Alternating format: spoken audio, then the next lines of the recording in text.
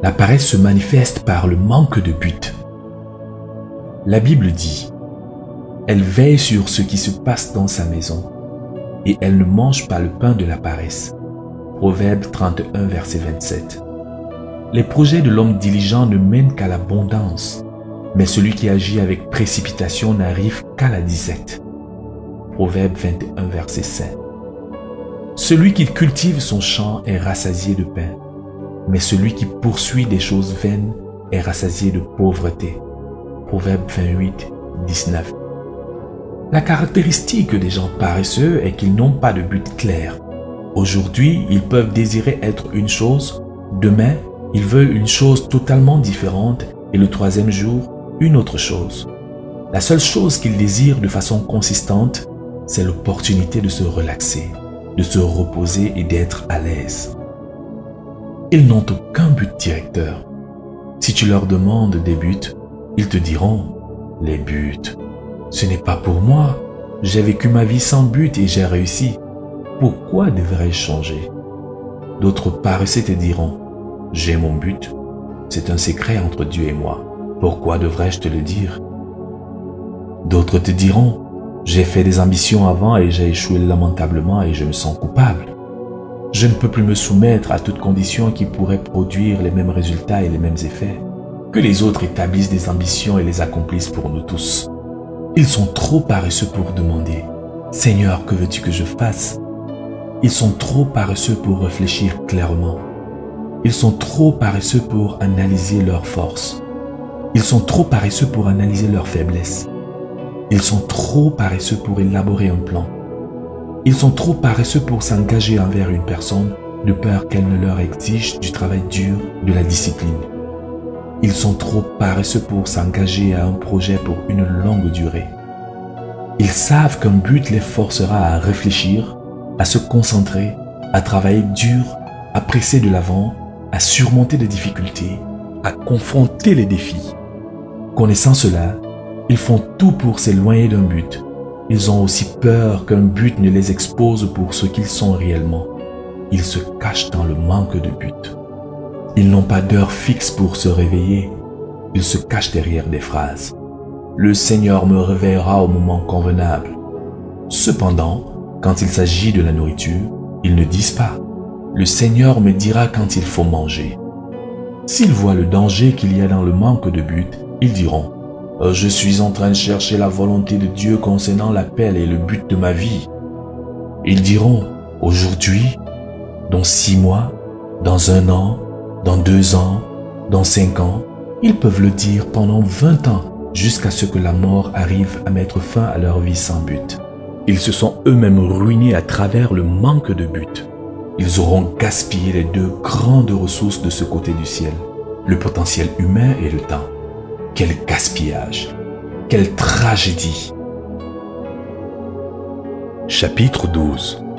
La paresse se manifeste par la nonchalance. La Bible dit « La porte tourne sur ses gonds et le paresseux sur son lit. Le paresseux plonge sa main dans le plat et il trouve pénible de la ramener à sa bouche. » Proverbe chapitre 26, versets 14 et 15. La Bible dit encore « Celui qui se relâche dans son travail est frère de celui qui détruit. » Proverbe chapitre 18, verset 9. Celui qui agit d'une main lâche s'appauvrit, mais la main du diligent enrichit. Proverbe chapitre 10, verset 4. À cause du froid, le paresseux ne laboure pas. À la moisson, il voudrait récolter, mais il n'y a rien. Proverbe chapitre 20, verset 4. L'âme du paresseux a des désirs qu'il ne peut satisfaire, mais l'âme des hommes diligents sera rassasiée. Proverbe chapitre 13, verset 4. Les désirs du paresseux le tuent parce que ses mains refusent de travailler. Proverbe chapitre 21, verset 25. Une caractéristique des gens paresseux, c'est la vitesse avec laquelle ils font les choses. Ils semblent vivre en marge du temps, sauf quand c'est le temps de commettre le péché de la paresse. Ils font tout nonchalamment. Ils mettent du temps à se lever d'une chaise. Même s'ils sont minces, ils mettent du temps à sortir d'un siège. Ils prennent du temps à s'asseoir. Ils prennent du temps à ouvrir un livre. Ils prennent du temps à ouvrir leur bouche quand on leur pose une question.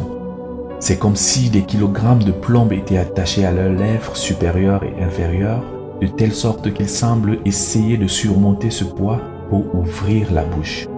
Ils parlent paresseusement. Ils marchent paresseusement. Leurs jambes semblent si lourdes qu'ils doivent faire un effort pour les placer l'une devant l'autre. La Bible dit qu'ils plongent leurs mains dans le plat. Ils semblent incapables de lever rapidement la cuillère, de la plonger dans la nourriture, d'en prendre rapidement et de la mettre dans leur bouche. En traitant avec les gens paresseux, tu pourrais avoir à leur poser la même question plusieurs fois avant que leurs paroles ne se forment doucement et coulent en réponse. Ils écrivent très lentement, ils s'habillent lentement, ils pêchent lentement, ils conduisent une voiture lentement, pas parce qu'ils sont prudents, mais parce qu'ils ne peuvent pas presser fermement sur l'accélérateur. Ils saluent lentement et sont trop paresseux pour donner une poignée de main chaude et ferme. Même si les choses sont retardées et qu'il y a besoin de se presser, ils feront toutes choses à la vitesse d'escargot rapide. Ils sont pleins d'amour-propre. Ils ne veulent pas mettre l'énergie supplémentaire nécessaire pour que les choses aillent plus vite.